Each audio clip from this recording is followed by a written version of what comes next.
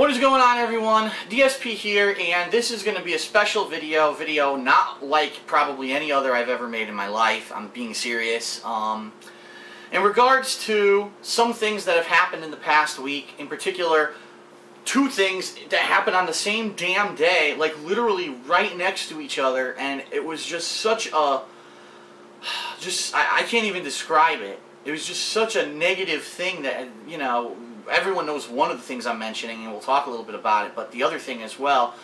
And it just happened, the way that it happened, that these two things happened back to back, it crushed me. And, you know, I rarely bother people with stuff like this, but this is something where I didn't post up videos for the day. And a lot of people were concerned, are you okay, what's going on? And a lot of people, you know, I really cherish the more personal connection that I feel that I have with my fans than a lot of other YouTubers, where they're just there to talk to you and tell you about themselves, but they don't really care that you might care about them. They're just there to make the video. Me, I understand that I have a personal connection to a lot of people. A lot of people say they thank me so much for the content that I put out, because on a otherwise really negative day when maybe things were going shitty, I put a smile on their face. And I want to tell everyone that thank you for people who send me those messages. It means the world to me to know that what I'm doing is not only entertaining, but it's actually helping people's lives. You know, and not that I think that I'm any kind of a miracle worker or anything like that, but I do appreciate the fact that people let me know that I have a connection to them because of the stuff that I do. So let's talk. First of all, everyone who's watching this video, I'm pretty sure, is going to be aware of what transpired in Newtown, Connecticut this past Friday. And I'm not going to get into it because everyone knows what a heart-wrenching thing it was, how horrific this situation is. And I think enough people have now come out on their pundits and said this and that about this and that, and gun control and blah. And you don't need to hear the same shit from me, because that's not what I'm all about, okay? What I'm here to talk about is how it affected me and why it had a personal connection to me, okay? And it's not that I knew anyone who was directly involved in that situation. And there was I mean, obviously a lot of people thought that because I'm in Connecticut, maybe I knew some people. I did not. My heart still goes out to everyone involved, and to the whole town of Newtown, because who knows how long it's going to take for things to get back to normal there. I mean, Newtown is literally a town in Connecticut that, if you've seen the movie It's a Wonderful Life, it's that kind of a small town.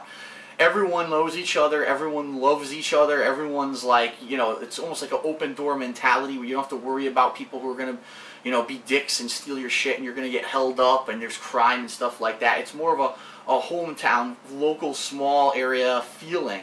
And for something like that to happen in a town like that, how do you get back to normal life? I honestly, if something like that happened right here next door to me, I don't know if I would be able to get back to normal life, you know? But the reason that it has a personal connection for me, and I know a lot of people, in fact the vast majority of people watching this video will not be aware of this, because I've very rarely talked about it during my YouTube career. I think I've only mentioned it maybe once ever in a video. And a long time ago, before I did YouTube, I actually did an interview with someone for a gaming website, and I mentioned it. I talked a lot about it. And some people have caught that interview and actually have talked about it, so they know this, but a lot of people don't.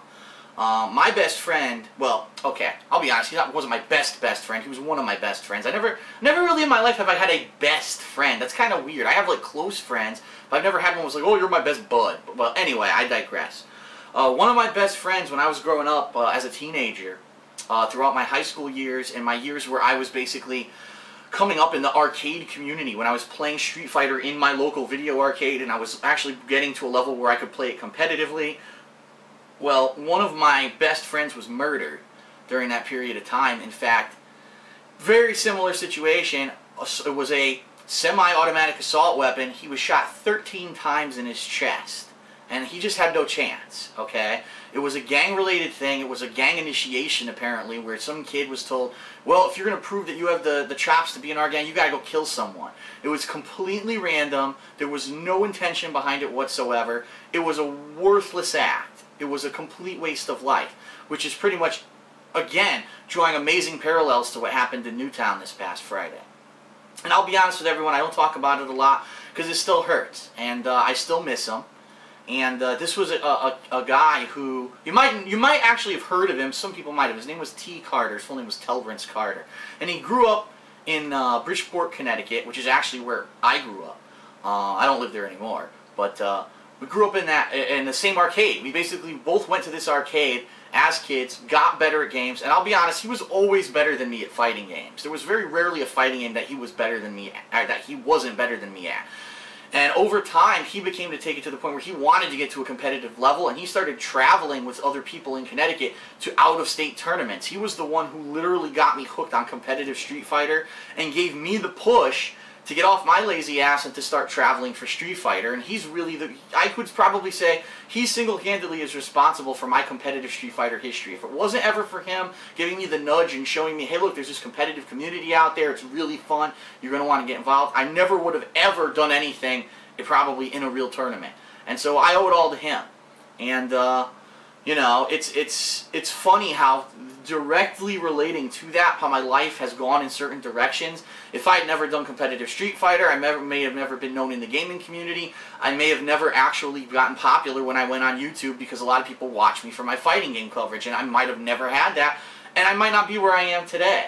So this is like kind of the story of my life I'm all going through in my head, okay? And when that happened on Friday in Newtown, it just resonated so much with me. It just, so many memories just came flooding back into my head of, you know, days gone by and tournaments and things that we did together and all kinds of stuff. I remember the first time I ever played Super Street Fighter 2 Turbo. It was not in arcades, because the local arcades in Connecticut never got the game. I actually played it on the PlayStation against him. And he, at that point, was using, if you can believe it, Vega. Vega was his character. And I remember playing against him with Ken, and I was playing him, and after playing him a lot at it, I actually was able to start beating him, and I was actually starting to get better than him at the game. And then eventually, I picked up Vega, and Vega became one of my main characters in Super Street Fighter 2 Turbo. So, kind of crazy. So all this happening, obviously, seeing what happened in Newtown, all these memories flooding in. So all this happened, and basically I said, there's no way today that I can do what I was planning on doing. I was going to originally play Far Cry 3. Now there's no way that I was in the mood, or even it would have been in any kind of way right at that time to be playing a game that's a first-person shooter, okay? There's just, it was horrible what happened. The last thing I wanted to think about was guns and killing people. So I was kind of mulling about in my head what I could do that day, because I thought people still would want to see videos to get their mind off of the horrible tragedy, you know? And so I was planning on maybe doing a couple demos, and I had a couple in my head, like Devil May Cry, like Ni no Kuni just had a demo released on PlayStation. So all this is mulling over in my head, and I'm in the formulative stage of planning what I'm going to do for the day. As all this is happening, I get horrible news. It's just like, it could have been any other possible day of the year, and that news, I would have been able to handle it better. But getting horrible news when something horrible has already happened, and you're already in a funk over it, it was just too much to bear. And this is where I kind of have to, I'm going to be as honest with you guys as I possibly can, but for legal reasons, I can't tell you the whole situation, okay? So I hope you'll understand, and you'll understand that if I could, I would explain the entire thing to everyone. But let me just give you a very generalized idea. As you know, I have very much enjoyed doing YouTubing for the past 2 years.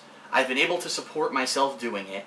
I've been very smart, meaning even though I've been making money, I've been using, instead of going out and spending it like an asshole, I've been going out and saving a lot of it and paying off my previous debts. So financially, I'm in a really good place right now. However, without giving you any details, because I can't, there is a strong possibility that 2013, I may be going back to square one. And what I mean is not financially. What I mean is, you remember back in 2010 when we first started this odyssey, that's what I like to call my YouTube odyssey, where I lost my full-time job, and I didn't know what was going to happen. I didn't know if I was going to be able to make YouTube work, and if it was going to be able to support me or not, and things were very, very uncertain at that time.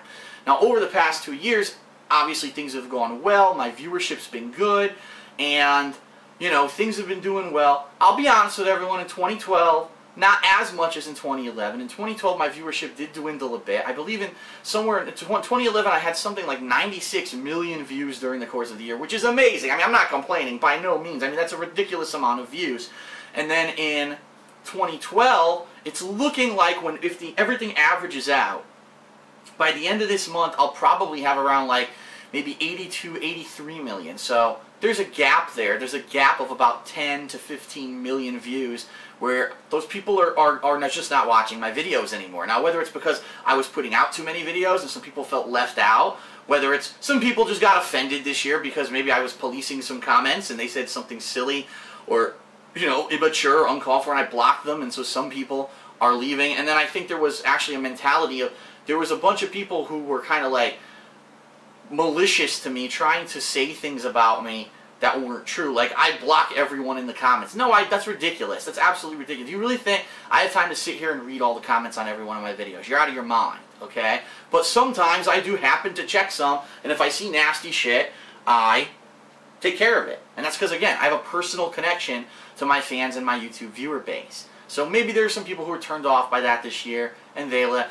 Maybe it's the fact that I'm still using my camera. I'm not using direct capture. A lot of people kept confronting me about that this year, that I should go direct capture. And I've given my legitimate reasons why this year I cannot. Maybe later on in 2013, but there's no way I can do that in 2012, okay? So there's a combination of a lot of factors going on. Also the competition. I already talked about this in previous videos, but you know, there's a lot of people out there now who are doing gameplay footage just to make money. They're not real gamers, and it's annoying because now they're more competition for me, and because they already had popularity for doing something else, all of these people are now watching them do the new stuff, and they're getting all the top spot. They're on the front page of YouTube every day. Oh, I'm sorry about that, everyone. My stupid camera battery, one of them is faulty, and I accidentally was recording with that one, and it decided to turn off even though it apparently had more than half an hour of charge left. Isn't that thrilling? But anyway, I kind of lost my train of thought, so just bear with me. I'm going to jump back generally into what I was saying. You remember back when... Well, I think I was talking about how I did have lower views this year. Okay, that's what I was talking about. So there is some decline in views this year. And regardless of the decline in views, I am still, you know, I was still doing really good financially. And as you know, I've announced this previously, but I'll bring it up again. I'm going to make some positive changes, at least I feel there'll be positive changes in 2013, including playing less games, making an effort to not try to play every single game, so that people, number one, who want to stay caught up with my popular playthroughs, they can, because I'm not putting out 40, 50 parts a day, but also so that I'm not oversaturating you with footage. I know a lot of people this year said, Phil, you put out too much stuff and we like you and all your content, but there's no way we could watch it all, and we're disappointed when we miss out on certain games that you did, even if they are smaller games, because then we feel like we missed out, and some people just feel like, well, I'm just not going to watch any of it then because I'm behind. So I realize that's happening. And a lot of people have been saying that some of the playthroughs, especially some of the not-so-good games, aren't so good, and so a lot of people weren't watching them, and because of that, the people that did watch them said, oh, this guy doesn't do good playthroughs, this sucks, and they stopped watching altogether. So there's a lot of things there that the oversaturation, I feel, have done, okay? Excuse me. Whew. Number two, I do know this year, I will openly admit it, because I put out so many videos, it was very hard to get attention on my vlog-style videos, like this one, like the Week in Preview, like the important videos that you should watch to be in the know on what's going on with me. And a lot of people have even said, Phil, I love just your vlogs. I actually enjoy your vlogs more than your gameplay. Sure, I do check your gameplay from time to time, but it's really your vlogs that I'm here for. And I understand that. There are a lot of people who are into that kind of stuff. I used to have a vlogs channel, remember, the King of Hate HD, where I did cool stuff like DSP Tries It. I would try different products, with Cooking with the King, where I would do some cooking stuff. And a lot of people loved those style of videos, and they kind of went away when I started doing this full time. Well, I decided to make a new channel called The King of Hate Vlogs, that in 2013 I will make an effort to probably try to put out one vlog style video every day, and I'm going to revive some series that I had previously canceled or not been giving attention to, like DSP Tries It, and I was going to start up some new series, which I have some interest in, like maybe a gaming news show, maybe a show where I talk about, reminiscing about things that happened back in the day with gaming, growing up in this era when games were becoming mainstream. So that's the kind of ideas and changes, positive changes that I had for 2013.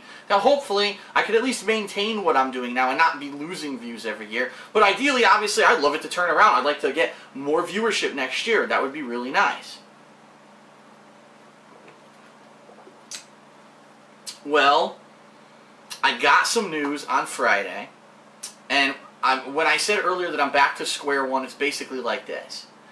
As of right now, okay, even if I maintain my viewership that I have right now, there's still a strong chance that I may not be able to do this either like I wanted or full time. Maybe I'll be able to, but it's going to be a lot harder for me to do it.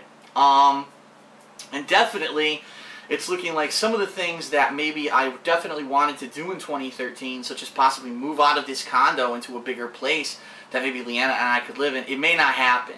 Right now, it's very uncertain. Let's put it that way. It's not a definite negative or a definite positive. There's something uncertain going on. And again, I hate that. I'm sorry to everyone that I have to be so vague. I legally cannot talk about it, at least until we figure out what the hell's going on. But don't worry, and it's nothing crazy. I know some people now are going to be speculating, oh, maybe he didn't pay his taxes or didn't do that. It's nothing like that whatsoever. I've been very smart. Like I said, I've saved most of my money. I have paid my taxes properly. I have an accountant who does them. I'm fine in that regard. It's no wrongdoing on my part whatsoever. It's something completely outside of the realm of anything that I can control that has happened. And my future is now uncertain. And it really crushed me, because here I was, I've been doing this now for 2 years. I really feel I've been putting in a lot of hard work, and I thought that maybe I'd finally got myself to the place where I can feel, okay, this is working out. This is cool. I can do this for maybe another 5 years. Sure, every year I'll continue to grow and change a little bit, and maybe eventually I'll do some different stuff. Like I said, eventually one of my goals is maybe rather than do all gaming stuff, maybe to do travel vids. I travel to places and do travel vlogs because people like it when we go on trips, when we went on vacation, Pandalia and I, and the people loved that footage and it got massive views. So why on earth wouldn't I continue to do that? I would love to do that as part of my living, and also to expand. As you know, I love doing Project 7. I would love to be involved in other projects similar to that, this kind of stuff. So this is kind of where I would like to go with my life. And right now it was looking like 2013 was going to be a great year, another year, solid content, solid, being secure, being able to possibly move to a bigger place, which is going to allow me to do things possibly like direct capture, new vlog series, all kinds of stuff. And now it was kind of like ripped away from me on Friday.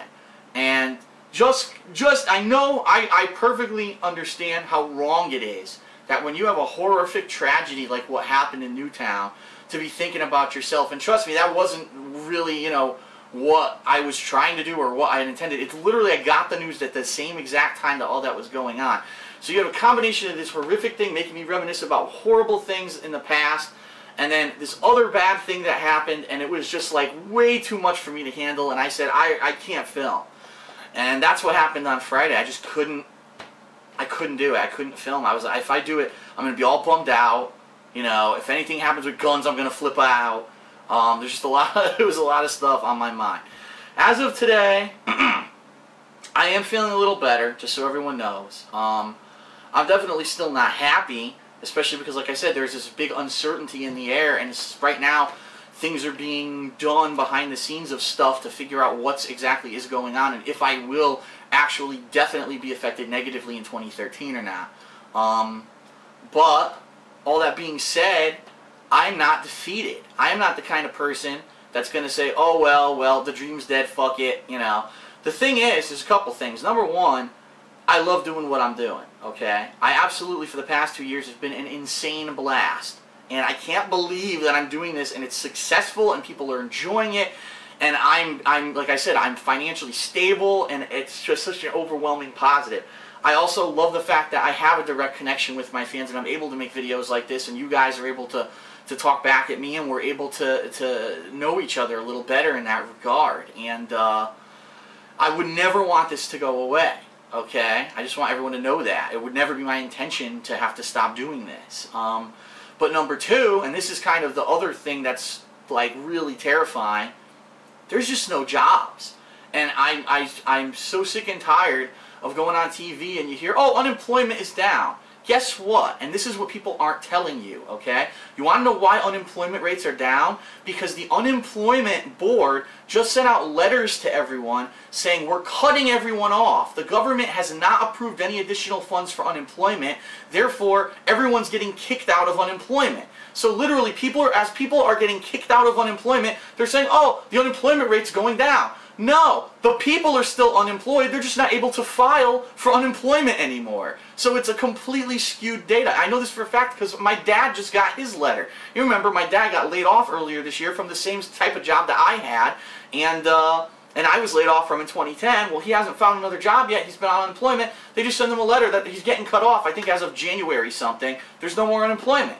So yeah, he won't be on unemployment anymore and the statistic will go down. Does that mean that less people are unemployed? No. So fuck TV, fuck these pundits who are like, oh, the economy's getting better. It's not. It's actually getting worse. There's fewer jobs out there. These companies are leaving the country because there's no incentive for companies to be here anymore. America's too expensive to operate in when you can go to China and China's giving you a free fucking factory and free land to come move your business into. I mean, this is what's happening. So right now, for me, there are no jobs that are going to hire me. Anything that probably would hire me, I'd be way overqualified for, and it wouldn't be enough to support me.